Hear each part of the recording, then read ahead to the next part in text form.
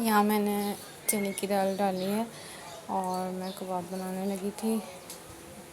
इसमें मैंने शान का मसाला डाला है और अदरक लहसुन डाला है और अब मैं जो ऊपर से चीज़ें डालते हैं वो चॉप कर रही थी।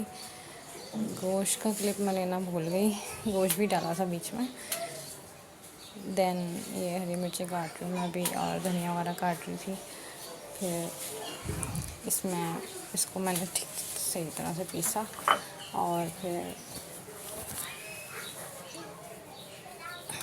इसके अंदर जो भी धनिया, हरी मिर्ची, पुदीना और अंडे, 2 अंडे डाले थे मैंने, तो वो सब डाल के और अच्छे से मिक्स किया।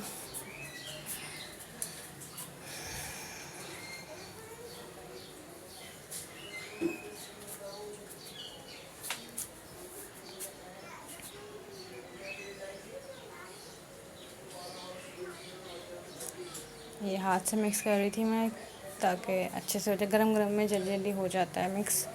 तो अब मैं इसमें डालूँगी लवाजमात सारे अंडे डाले हैं मैंने। उसके बाद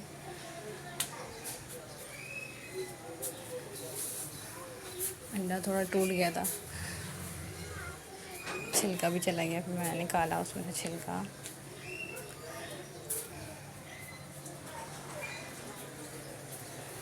देन अब मैं इसमें धनिया डाल रही हूँ, फिर प्याज डालूँगी, फिर उसके बाद मैं डालूँगी इसमें हरी मिर्चें, पुदीना डाला है मैंने। उसके बाद हरी मिर्ची डाली हैं। अब इसको मिक्स करेंगे। अब इसको मैं अच्छे से मिक्स करूँगी। फिर इसके बाद इसको थोड़ा सा हाथ से मिक्स करूँगी। उसके बाद जब अच्छे से मिक्स हो जाएगा,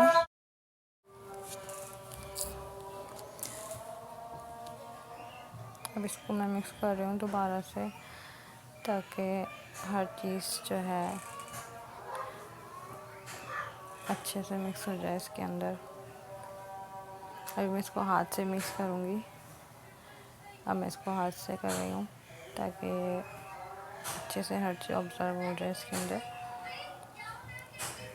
तभी टेस्ट अच्छा आता है। फिर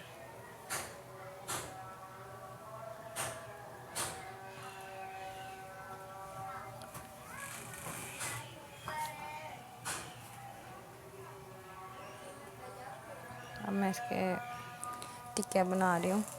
मैंने इसको फ्रीज़ कर दिया था ओवरनाइट के लिए। देन फिर मैंने इसको अलग अलग करके निकाल के सुबह शॉपर में डाल के रख दिया, क्योंकि फ्रिज में आजकल ज़ाहिर सबके यहाँ गोश्त है, सबको पता है ये बात कि गोश्त होता है फ्रिज में भरा हुआ, तो जगह नहीं हो रही होती है गोश्त की वजह से, तो ट्रे रखने की इतनी स्पेस नहीं होती है। तो मैंने इसको सारे कबाब को शॉपर में करके और जो है रख दिया फ्रिज में, तो उससे स्पेस भी बन गया बाकी चीज़ें रखने के लिए।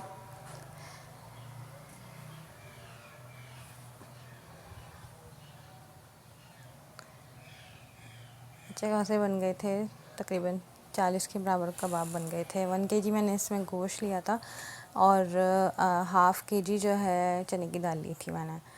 तो इस तरह से मैंने बनाया। फिर बस मुझे ज़्यादा फ्राई नहीं करने थे घर के खाने के लिए, तो बस मैंने 5 ही फ्राई किए थे और मैंने कहा दिखा दूँ कि लुक वाइज ये कैसे दिख रहे हैं। और टेस्ट में बहुत मज़े के थे। शान का मसाला डाला, बहुत मज़े के थे।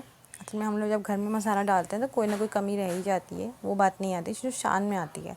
शान का मसाला डालो, वो परफेक्ट मसाला है, उसमें सब चीज़ें होती हैं और पिसी हुई होती हैं, मुंह में भी नहीं आती बाद में, यानी आपको ज़्यादा मेहनत नहीं करनी पड़ती। साबुत मसाला नहीं डालना पड़ता आपको, तो मेहनत नहीं करनी पड़ती, वरना साबुत मसाले को पीसने में बड़ा मसला होता है।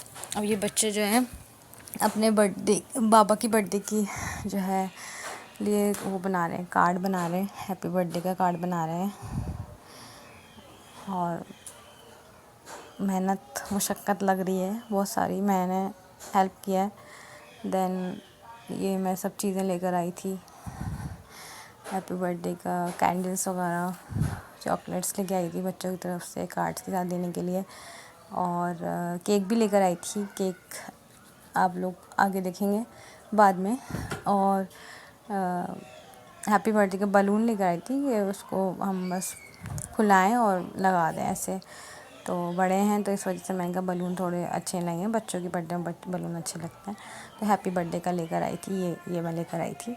फिर हमने इसको सजाया था रात में, और बच्चों ने पापा को सरप्राइज़ दिया था, उनको कुछ भी नहीं बताया था।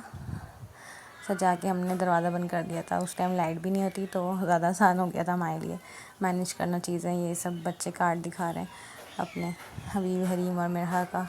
ये हरीम का कार्ड है, ये हरीम ने खुद बनाया, ज़्यादातर खुद बनाया है हरीम ने, और मिरहा का मैंने बनाया, हबीब ने खुद बनाया। ये केक आ गया मेरा। और मैकरोनी बना ली थी मैंने रात में, खाना हमने जल्दी खा लिया था। फिर 11 बजे के बाद हमने काट दिया था बर्थडे का केक, क्योंकि नींद आई थी बच्चों को। तो इसलिए ज़्यादा यही होता है कि जब मेरी और इनके बाबा की बर्थडे होती है तो हम लोग जल्दी केक काट लेते हैं, क्योंकि बच्चों को नींद आने लग जाती है, बच्चे सोने लग जाते हैं।